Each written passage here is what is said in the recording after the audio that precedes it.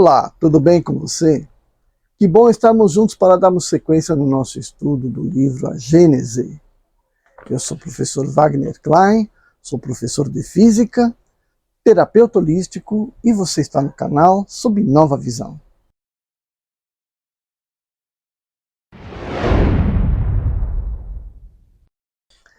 Ainda no capítulo 15, os milagres do Evangelho, a gente vai para um super item, né? Que é o ressurreições. E daí o primeiro subitem aqui é a filha de Jairo. Parágrafo 37. Estando Jesus ainda passando no barco para a outra margem, quando estava junto do mar, uma multidão de povo se reuniu ao seu redor. E um chefe da sinagoga, de nome Jairo, veio procurá-lo. Encontrando-o, lançou-lhe-se-lhe aos pés. Ele suplicava com grande instância, dizendo-lhe: tenho uma filha que está no fim. Vinde impor-lhe as mãos para curá-la e salvar-lhe a vida. Jesus foi para lá com ele, seguido por uma grande multidão de povo que o pressionava. Quando Jairo ainda falava, vieram pessoas do chefe da sinagoga que lhe disseram: a vossa filha está morta. Por que quereis dar ao mestre o trabalho de ir mais longe? Mas Jesus, tendo ouvido essa palavra, disse ao chefe da sinagoga: não temais, crede somente. E não permitiu a ninguém segui-lo, senão a Pedro, Tiago e João, irmão de Tiago. Tendo chegado na casa desse chefe da sinagoga, viu um bando confuso de pessoas que choravam e lançavam grandes gritos. E entrando, disse-lhes: por que fazeis tanto barulho e por que chorais? Esta jovem não está morta, não está senão adormecida. E zombaram dele. Tendo feito sair do todo mundo, tomou o pai e a mãe da criança e aqueles que vieram com ele, e entrou no lugar onde a menina estava deitada. Tomou-a pela mão e disse-lhe: Talita cumi, quer dizer, minha filha, levantai-vos, eu vos ordeno.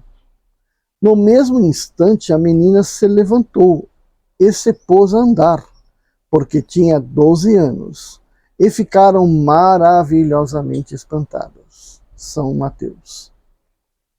Bom, então, a filha de Jairo já é um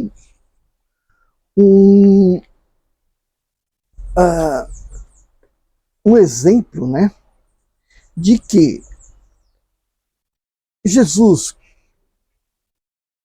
o médium entre todos os médiuns, né, de antemão, já sabia que a menina não estava morta. Por quê? Porque ele tinha o poder de enxergar, né, a visão espiritual de enxergar que a menina lá na casa dela estava em estado adormecida. Adormecida em que sentido? Né? Um sentido cataléptico, né? No sentido onde os sentidos físicos estão diminutos, né? Diminuídos, mas ela não está morta.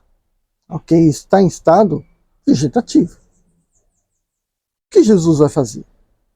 Vai dizer a todos que ela não está morta. Ou simplesmente falar: não, vamos lá.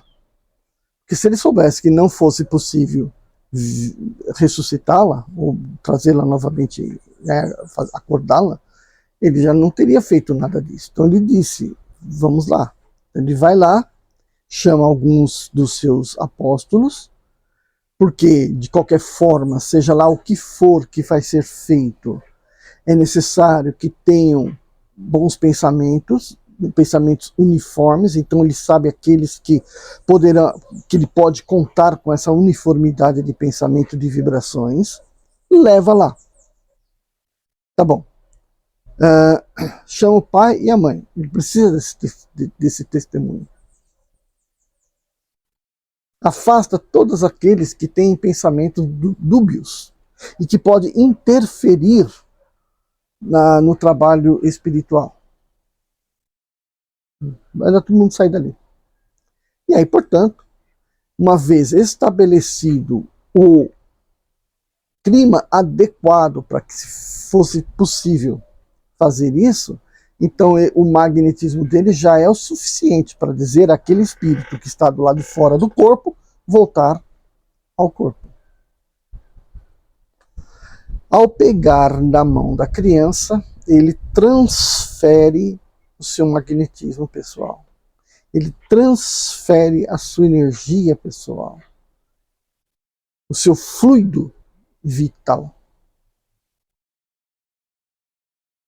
necessário para que o espírito possa abordar o corpo. E manda, volta para o corpo, você não está morto. Bom, mas aí a criança acordou, já levantou, andou. É claro que não pode ter sido assim, né? Ela deve ter acordado, deve ter sentado na cama, deve ter reconhecido os pais, né? Todo aquele processo de alguém que está despertando, né? E daí então levantou-se, ou seja, o levantou-se quer dizer está plenamente curada.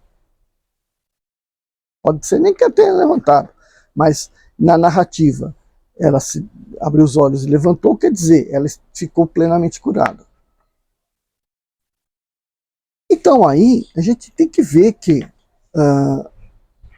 a dupla vista de Jesus, né, a capacidade de enxergar lá na frente, saber que ela estava viva ainda, que o espírito ainda estava próximo do corpo, e, portanto não estava desligado do corpo, que ele poderia trazê-lo de volta. Primeiro ponto. Segundo ponto, livrou-se de todos aqueles pessoas que poderiam interferir no clima adequado para o processo magnetizador. Terceiro, fortaleceu o ambiente com as pessoas que poderiam estar ali, fornecendo seu próprio magnetismo também, ou pelo menos criando uma barreira para que pensamentos opostos, ruins, não interferissem. E mesmo que se houvesse a presença de espíritos possuídos, espíritos zombeteiros por perto, fossem repudiados. Então, ao chamar Pedro, João, Tiago, que são aqueles que Jesus confiava mais, ou pelo menos reconhecia neles a capacidade de estarem ali com ele no trabalho, ele os mantém. Entendeu? Ele os mantém. E a fé dos pais também era importante. Tudo isso é uma climatização do local para poder fazer o magnetismo acontecer.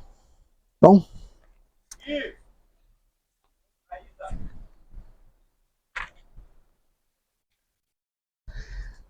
Ainda nesse mesmo item, aliás, nesse mesmo capítulo, a gente vai aqui para outro item. Filho da viúva de Naim. No dia seguinte, Jesus foi para a grande cidade chamada Naim, e os seus discípulos o acompanharam com uma grande multidão de povo. Quando estava perto da porta da cidade, que um morto estava sendo enterrado, que era filho único de sua mãe, e essa mulher era viúva, e havia uma grande quantidade de pessoas na cidade com ela, o Senhor, tendo-a visto, foi tocado de compaixão para com ela, e disse-lhe, não chorais mais. Depois, aproximando-se, tocou o caixão, e aqueles que o levavam se detiveram. Então disse, jovem, levantai-vos, eu vos ordeno. Ao mesmo tempo, o morto se levantou sobre seu assento e começou a falar. E Jesus entregou-o à sua mãe. Todos aqueles que estavam presentes foram tomados de pavor, glorificaram a Deus, dizendo, um grande profeta apareceu em nosso meio, e Deus visitou o seu povo. A forma desse milagre que se fizera espalhou-se em toda a Judéia e em todas as regiões ao redor. São Lucas. 39. O fato do retorno à vida corpórea de um indivíduo realmente morto seria contrário às leis da natureza e, por conseguinte, miraculoso. Ora, não é necessário recorrer a essa ordem de fatos para explicar as ressurreições operadas pelo Cristo. Se entre nós as aparências enganam, às vezes os profissionais, os acidentes dessa natureza deveriam ser bem frequentes num país onde não se tomava nenhuma precaução e onde o sepultamento era imediato. Há, portanto, toda a probabilidade de que nos dois exemplos acima não havia senão síncope ou letargia. O próprio Jesus disse-o positivamente, da filha de Jairo. Esta jovem, disse ele, não está morta, ela está senão adormecida. Em consequência da força fluídica que Jesus possuía, nada é de admirar que esse fluido vivificante, dirigido por uma forte vontade, haja reanimado os sentidos entorpecidos que haja mesmo podido chamar para o corpo. O espírito prestes a deixá-lo, enquanto o laço perispiritual não estava definitivamente rompido. Para os homens desse tempo, que acreditavam o indivíduo morto desde que não mais respirasse, havia ressurreição e puderam afirmá-lo com muita boa fé. Mas havia, em realidade, cura e não ressurreição na acepção da palavra. Parágrafo 40. A ressurreição de Lázaro, o que quer que se diga, não infirma de nenhum modo esse princípio. Estava, diz-se, há 4 dias do sepulcro, mas sabe-se que há letargias que duram 8 dias a mais.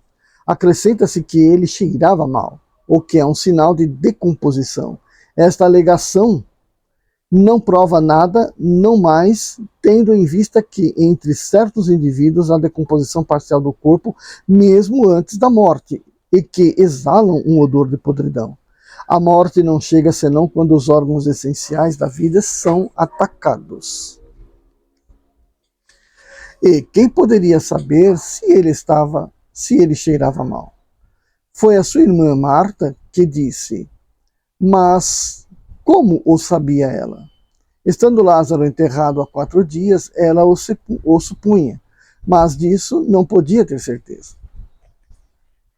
Bom, então, essa aí foi o item filho da viúva de Naim. Então vamos fazer novamente a fala que eu falei há pouco, vale agora também, né? Perfeitamente, inclusive eles mesmos chegaram à mesma conclusão. Então, a dupla vista de Jesus permitia ele ver que o Espírito ainda estava por perto, que não havia tido completamente se desligado do corpo. Se não estava completamente desligado do corpo, ele poderia trazer de volta. Ele tinha poder para trazê-lo de volta.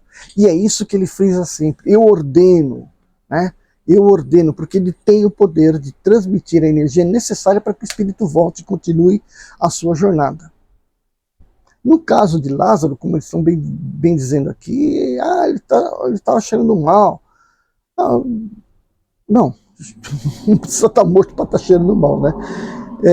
Então, é uma coisa assim muito relativa essa observação, né? E que está, como ele fala aqui, o cara fechou os olhos, não está respirando, morreu. Aí joga, se livra do corpo. Até porque, como eu já disse no outro vídeo, lá na outra playlist, todos os rituais fúnebres estão baseados na única coisa de que o corpo morto fede. Em outras palavras, o corpo morto cheira mal. O cheiro ruim é o predominante para que se livre do corpo. Então, volto a falar, né? Se as pessoas ao morrerem exalassem um cheiro de canela, um cheiro de jasmim, né? De lavanda, as pessoas não seriam enterradas logo depois que morreu. Pode ter certeza. As pessoas, na verdade, iam querer levar alguma parte da pessoa para casa. Morreu, aí eu quero levar o cabelo, eu quero levar... Por quê? Porque esse seria outro ritual, para conservar aquele cheirinho agradável. Pense nisso. Então, morreu, começou a sentir um cheiro, qualquer cheiro. Começou a sentir um cheiro desagradável. Opa, ele está decompondo em terra. Só que eles não enterravam, né? Eles colocavam numa gruta, que felizmente é o que mantinha o espírito mais próximo do corpo, porque ainda existia oxigênio ali. Então dava para ressuscitar o corpo. E não haveria tantos agentes decompositores. Uma vez que você coloca dentro da terra, mesmo enrolado no linho, o que acontece? Os decompositores vão atuar dentro da terra, certo? Bom, gente, então acho que aí a gente faz uma interpretação mais espiritualizada, mais próxima da realidade, afastando o mito da ressurreição, porque se o corpo está morto, não pode voltar à vida, porque isso é antinatural. Jesus não veio aqui para desafiar as leis de Deus. Ele veio aqui para comprovar as leis de Deus. Então, se o espírito não está totalmente desligado do corpo, é possível sim trazer o corpo à vida. Ok? Então é isso que ele prega. É isso que ele faz. Tá bom? Então, se você gostou desse vídeo, deixa seu like. Ah, não gostei, foi muito comprido, mas deixa seu like. Ok? E se não está inscrito, se inscreve, faça um comentário, fale de alguma experiência que você teve, divulgue nas suas redes sociais. E eu vejo você no nosso próximo vídeo. Tchau, tchau. Quando você acordar, comece bem o seu dia, deve a tristeza tirar, e por somente alegria